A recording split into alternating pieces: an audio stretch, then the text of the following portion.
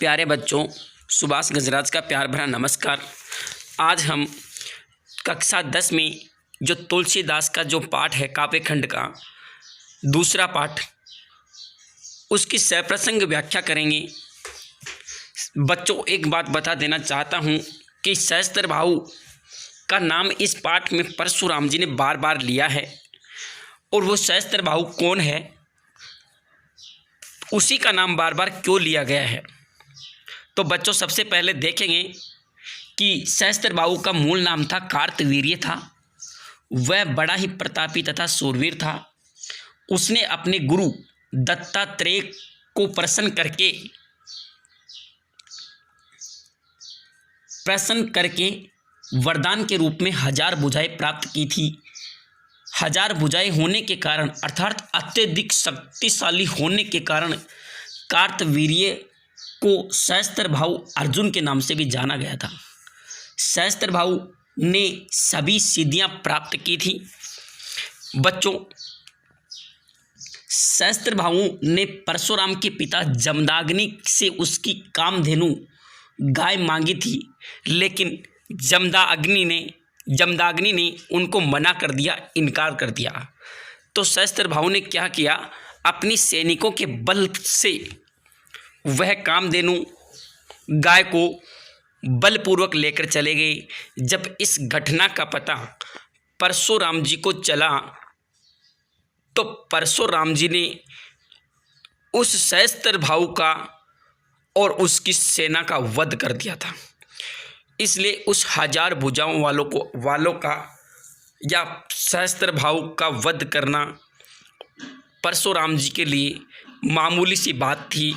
इसलिए बार बार सभा को यही समझाना चाहते हैं कि जिसने भी शिव जी का धनुष तोड़ा है वह चुपचाप सभा से बाहर आ जाए, अन्यथा सारे के सारे राजा मारे जाएंगे। और इसी कारण से बार बार सहस्त्रबाहु का नाम लिया गया था। तो बच्चों, यह जो चौपाई और दोहा छंद में लिखा गया तुलसीदास का जो काव्य खंड है, ये अवधी भाषा में लिखा गया है। सबसे पहले हम प्रथम चौपाई और उसके साथ में एक दोहा छंद, उसकी सप्रसंग व्याख्या करेंगे, कठिन शब्दार्थ देखेंगे। नाथ शंभु धनु भंज निहारा, होहि केउ एक दास तुम्हारा। आयसु कहे कही किन मोही, सुनी रिसाए बोले मुनि कोही। सेवकु सो जो करे सेवकाई, अरी करनी करी करई लड़ाई। तो बच्चों, सबसे पहले नाथ जो शब्द आया है वह श्री राम जी ने परशुराम को संबोधित करते हुए बोल रहे हैं। शंभु धनु का मतलब होता है शिव जी की धनुष। भंज निहारा का मतलब होता है तोड़ने वाला। होई का मतलब होता है होगा। केऊ का मतलब होता है कोई। एक दास का मतलब होता है एक सेवक। तुम्हारा का मतलब होता है हे परशुराम जी, आपका ही कोई एक सेवक होगा। आयसु काहे, यानी क्या आज्ञा है, आप मुझे क्यों नहीं कहते। मोही का मतलब होता है मुझे। सुनकर, रिसा यानी क्रोधित होकर। बोले का मतलब होता है बोलना। मुनि का मतलब यहाँ पर परशुराम जी है। सेवकु का मतलब होता है सेवक।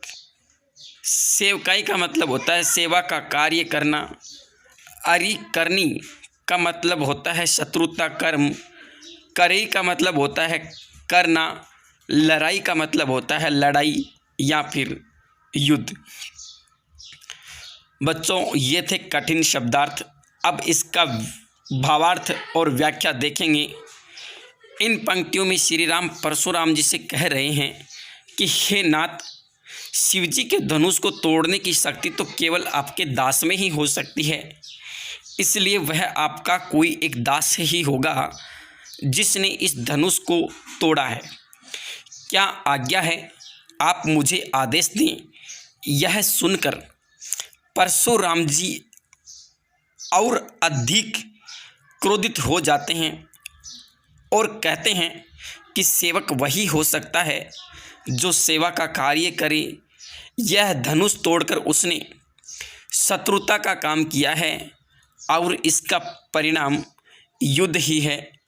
उसने इस धनुष को तोड़कर मुझे युद्ध के लिए ललकारा है, इसलिए वो मेरे सामने आए। बच्चों, आगे की चौपाई देखेंगे। सुनऊ राम जय शिव धनु तोरा, सहस भाऊ सम सो रिपु मोरा। सुनऊ का मतलब होता है सुनना, शिव धनु का मतलब होता है शिव जी का धनुष, तोरा का मतलब होता है तोड़ने वाला। सहस भाऊ यहाँ पर आ गया फिर नाम, ये कार्तवीर्य है जो दत्तात्रेय गुरु की भक्ति से प्रसन्न करने के बाद में 1000 भुजाओं का वरदान मांगा था, वही शस्त्र भाऊ है। समसो रिपु, रिपु का मतलब होता है शत्रु। बच्चों, यहाँ पर उपमा अलंकार भी है। जो बिलगाऊ बिहाई समाजा, बिलगाऊ का मतलब होता है अलग होना, बिहाई का मतलब होता है इस समाज से, इस सभा से। न तो मतलब नहीं तो। जयही का मतलब होता है जाएं सब राजा। सुनी मुनि वचन लखन मुस्काने, यानी मुनि के वचनों को सुनकर लक्ष्मण मुस्कुराने लगे। मुस्कुराने का मतलब होता है मुस्कुराना। बोले परशु धरई अवमाने, और कहने लगे कि हे परशुराम जी, आप तो बिना कारण ही क्रोध कर रहे हो, अपमान कर रहे हो। बहु धनुही, तोरी का मतलब होता है तोड़ना। लरिकाई का मतलब होता है बचपन। कभू न असी रीस, कभू न का मतलब होता है कभी भी। असी का मतलब होता है ऐसी। रीस का मतलब होता है क्रोध। किन्हीं गोसाई का मतलब है स्वामी। हे परशुराम जी, आपने बचपन में इतनी बहुत सी काफ़ी धनुषें तोड़ दी हैं, लेकिन कभी ऐसा क्रोध आपने कभी नहीं किया। यही धनु पर ममता के ही हेतु, यही धनु यानी इसी धनुष पर, ममता का मतलब होता है प्रेम, के ही का मतलब होता है किस कारण, के ही हेतु का मतलब किस कारण। सुनी रिसाय, यह सुनकर यानी लक्ष्मण के इन वचनों को सुनकर और क्रोधित होकर यानी कहने लगे। भृगकुल केतु, भृगकुल केतु का मतलब यहाँ पर परशुराम जी है। दो बच्चों भावार्थ और व्याख्या देखेंगे। परशुराम जी श्री राम से कहते हैं कि जिसने भी शिव जी के धनुष को तोड़ा है वह इस स्वयंवर को छोड़कर यानी इस सभा को छोड़कर अलग हो जाएं, नहीं तो इस दरबार में उपस्थित सभी राजाओं को अपनी जान से हाथ धोना पड़ सकता है, या फिर सभी राजा मारे जाएंगे।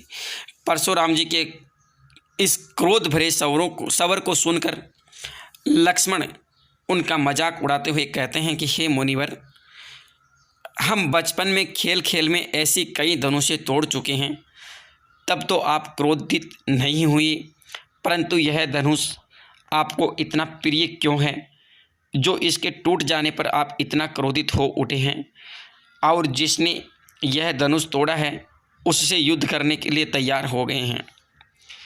बच्चों, चौपाई छंद जो पहली चौपाई थी उसका भावार्थ और शब्दार्थ हमने देखे हैं। अब नीचे जो दोहा छंद दे रखा है उसका शब्दार्थ, कठिन शब्दार्थ और अर्थ देखेंगे। रे नृप बालक, नृप बालक का मतलब होता है, नृप का मतलब तो होता है राजा और बालक का मतलब पुत्र, राजा का पुत्र, तत्पुरुष समास है। काल बस का मतलब होता है काल के वश में, मृत्यु के वश में। बोलत तो ही न संभार, यानी तुम संभल कर नहीं बोल पा रहे हो। धनुही सम, यानी छोटी छोटी धनुषों के समान। त्रिपुरारी धनु, यानी शिवजी की धनुष नहीं है। विदित सकल संसार, यानी जानता है संपूर्ण संसार। व्याख्या देखेंगे। परशुराम जी कहते हैं कि हे राजपूत, हे राजा के बेटे, तुम काल के वश में होने के कारण, अर्थात तुम में अहंकार समाया हुआ है और इसी कारण वश तुम्हें यह नहीं पता चल रहा है कि तुम क्या बोल रहे हो। क्या तुम्हें बचपन में तोड़े गए धनुष और शिव जी के इस धनुष में कोई अंतर नहीं दिखाई दे रहा है जो तुम इनकी तुलना आपस में कर रहे हो। तो बच्चों, यह था पहला चौपाई और दोहा छंद। अगर आपको अच्छा लगा हो तो वीडियो को लाइक, शेयर और सब्सक्राइब करना न भूलें। आपका अपना सुभाष गजराज।